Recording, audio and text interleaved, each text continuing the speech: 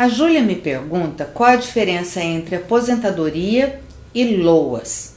LOAS, na verdade, é o benefício assistencial que é pago aos idosos com mais de 65 anos de idade ou aos portadores de alguma deficiência física, intelectual ou sensorial.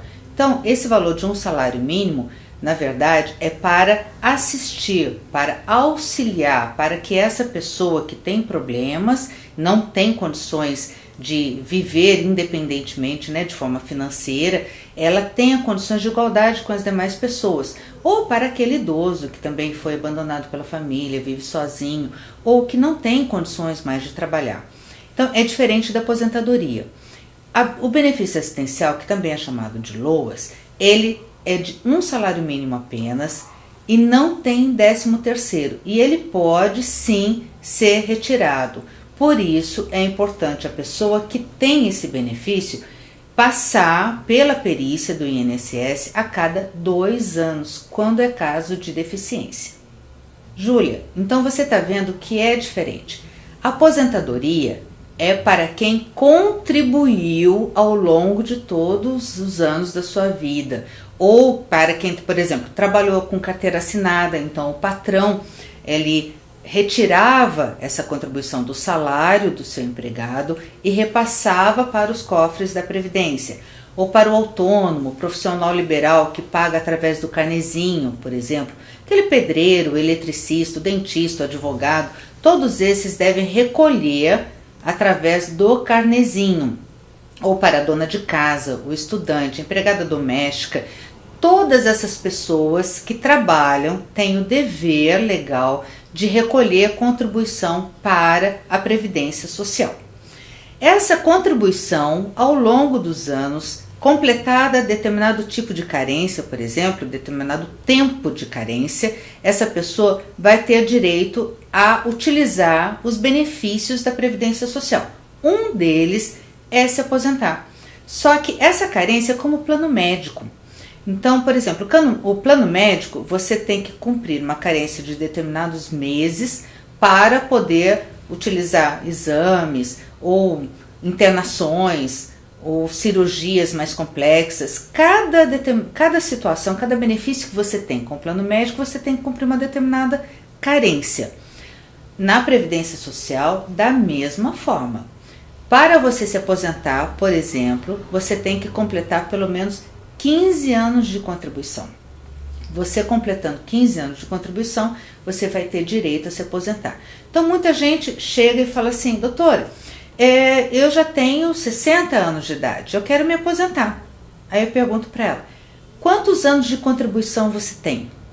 Ah, não, eu nunca recolhi, ou eu recolhi 1 ano ou 2, um carnezinho ou 2, mas nem sei mais onde estão esses carnês, ou eu fui registrada, estava empregada numa empresa, fui registrada, mas há muito tempo atrás.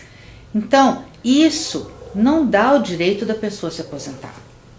Agora, olha só a diferença. O benefício assistencial, a pessoa recebe, aquele idoso com mais de 65 anos, ou aquela pessoa que é deficiente, física, mental ou sensorial, recebe sem nunca ter contribuído, mas é um benefício. Só que não basta ser idoso ou ser deficiente. Tem que completar um outro requisito, que é a pessoa realmente precisar, a família não ter condições de cuidar dessa pessoa financeiramente. Para isso, qual é o cálculo que a Previdência Social faz? A Previdência Social verifica qual é a renda da família e divide pelo número de pessoas que formam aquele grupo familiar. Se for menor que 1/4 do salário mínimo por pessoa, para cada pessoa, aí sim a pessoa daquele grupo familiar vai ter direito ao benefício assistencial. Se for igual ou maior, já não vai ter direito. É deficiente, mas o grupo familiar, dividindo a renda da família pelo número de pessoas, fica 1/4 ou mais de um salário mínimo, não tem direito mesmo sendo deficiente. É idoso com mais de 65 anos, mas também fazendo a mesma conta, é igual ou superior a 1/4 do salário mínimo, também não vai ter direito. Então, tem que cumprir, para receber o benefício assistencial, tem que cumprir esses 2 requisitos. O benefício assistencial, que é recebido por um idoso, de acordo com o Estatuto do Idoso, não pode ser computado para a formação da renda da família ao avaliar a necessidade de outro idoso receber o benefício assistencial também. Com relação ao benefício da aposentadoria, é interessante estar lembrando que a pessoa, além de contribuir para conseguir se aposentar, ela não pode parar de contribuir. Por quê? Se ela para de contribuir e nunca mais retorna essas contribuições, ela é deletada do sistema de seguridade social. Ou seja, se ela falecer, ela não vai deixar pensão por morte. Se ela tiver algum problema de saúde, ficar impossibilitada para o trabalho de forma parcial, ela não vai conseguir o auxílio-doença, ou seja, ela não vai conseguir ficar encostada. Se ela ficar incapacitada para o trabalho de forma permanente, ela não vai conseguir se aposentar por invalidez. Então, não pode parar de contribuir. O que acontece? A Previdência Social tem um período de graça, que o próprio nome fala, é período de graça. A pessoa não contribui, mas ela continua tendo acesso aos benefícios da Previdência Social. Por exemplo, a pessoa que tem menos de 120 contribuições, ela vai ter direito a 1 ano de período de graça. Pensa naquela pessoa que estava trabalhando e que foi despedido por qualquer motivo, e ela tinha 5 anos de trabalho numa fábrica. Ela não vai ter mais as contribuições, né? A fábrica recolhia, repassava para os cofres da Previdência, ela estava assegurada, todo mês tinha a contribuição dela.